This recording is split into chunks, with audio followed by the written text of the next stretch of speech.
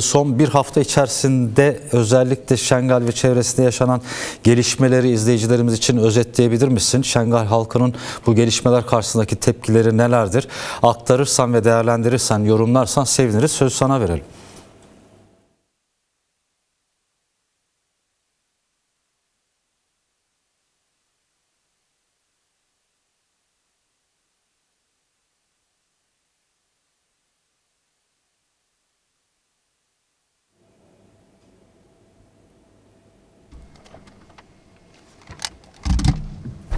Den baş denkti.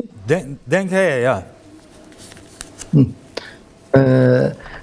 Ez Kurdî baxivim taybet li ser rewşa Şengalê Şengal'in son durumu van taybetiyen bejin piştî bûyerên ku li Bakur û Rojhilatê Sûriyeyê Kuzey ve Doğu Suriye'deki durumların ardından civaka Ezidî û Şengal ruhrûtê Ezid toplumu ve Şengal bunu yakından takip etti ve ben bundan bahsetmek istiyorum. Şu anda Şengal'de olan durumu değerlendirecek olursak bu Rojava'daki durumun ardından gelişti.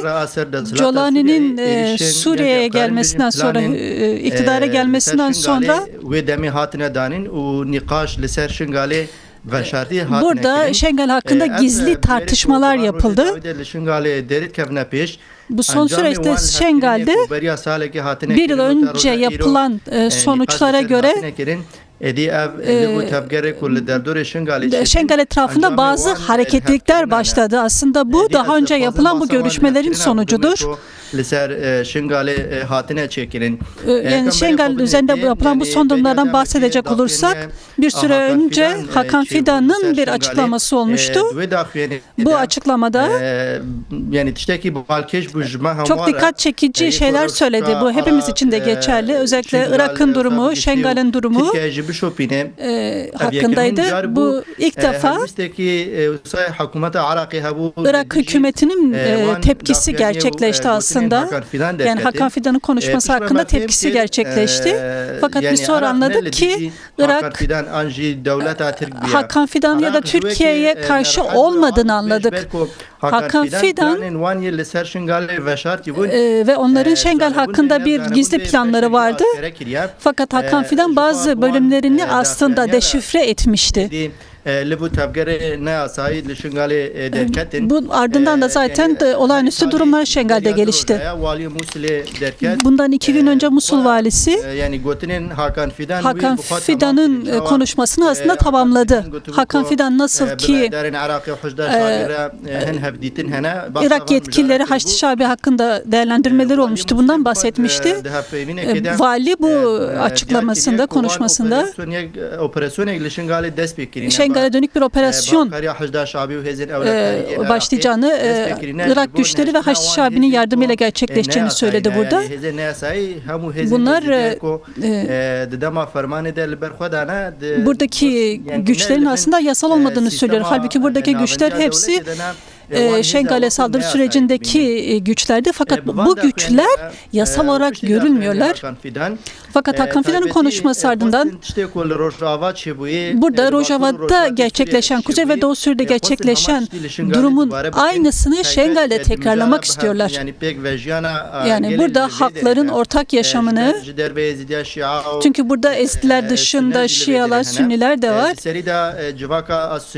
Burada başta Sünniler Arap toplumu Ezidilerle özel yönetim içerisinde beraberler ve buna dönük bir fitne geliştirilmeye çalışıldı. Burada Sünni kişilikler, parlamentodaki kişilikler, aşiretler burada Şengal'de Ezidilerin varlığını kabul etmediklerini açıklamalar yolunda söylediler. Bu açıklamalar aslında Şengal hakkındaki planın ne olduğunu bir düzeye kadar da deşifre etti. Şengal hakkındaki açıklamalarda bu Sünni kişilerin açıklamalarında görüldü bu. Yine Musul'da bir toplantı gerçekleştirdi Şengal'in durumuyla bağlı olarak, ki bu gizli bir toplantıydı. Burada bazı Ezidi kişiler de bu toplantıya çağrılıyor. Bu toplantıda Şengal toplantısı şekilde tartışmak amaçtadır. Bu Irak güvenlik güçleri içinde yer alıyor. Fakat şöyle söyleyebiliriz. Amaçları Şengal'de sorun çıkartmaktı ve burada Ezidiler tartışılarak yani Ezidiler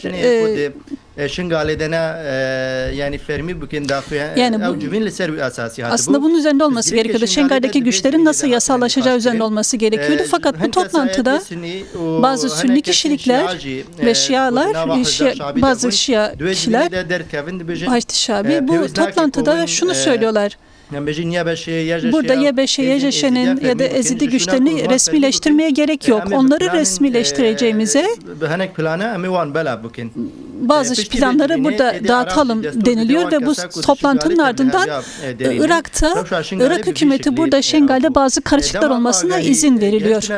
Bu bilgi özel yönteme ulaştıktan sonra savunma güçleri bazı görüşmeler gerçekleştirdi. Özellikle Iraklı güçlerle, Iraklı yetkililerle bazı görüşmeler, durumu anlamak için bazı görüşmeler gerçekleştirdi. Özellikle bu tehditler, DAEŞ'in tehlikesi üzerine, bazı tehditler üzerine konuşulmak istendi. Bunun üzerine bazı görüşmeler gerçekleşti. Bizim de takip ettiğimiz kadarıyla bu görüşmeler olumlu geçti. Bu görüşmelerin tıkanması ya da sonuca alınmaması durumunda Irak ordusuna yer alan güçler yine bizim çevremizdeki bazı güçler karışıklık yaratmak istiyorlar. Bu saldırı, çatışma çıkılması isteniyor. Bu da bir çözüm değil.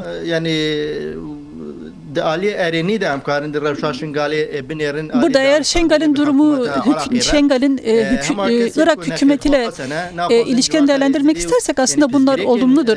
Ancak yine bunu istemeyen güç değil, Irak'la çözümü geliştirmek istemeyen kesimler Şengal'de sorun çıkartan kesimlerdir işte. Bunlar bir provokasyon, Şengal'de bir provokasyon yaratmak istediler. Bundan birkaç önce Irak ordusu bu Şengal'e geçtiler ve burada daha yakın yerlerde yolların ana yolların olduğu süreçte kendi askeri güçlerini konumlandırmak istediler. Halkın tepkisi buna karşı gelişti. Bu süreç biraz sakinleşmiş durumda. Son olarak şunu söylemek istiyorum. Halkın silahsızlandırılması sorunudur. Halkın elindeki silahların alınması ve bu silahları kendi devletin kontrolüne alması gelişti. Bu operasyon gecenin 12'sinde başladı ve bunun başlaması ardından halk içerisinde silahlar toplanmak istendi fakat buna karşı birçok tepki gelişti. Aşiret liderleri, din liderleri buna karşı tepkileri gelişti. Ezidiler bunu kabul etmediler. Ezidiler hiç kimsenin silahlarına el koymasını kabul etmediler. Bu silahları toplama operasyonu bu şekilde durduruldu. Ancak bu ne zaman tekrar başlar, ne olacağı tam belli değil.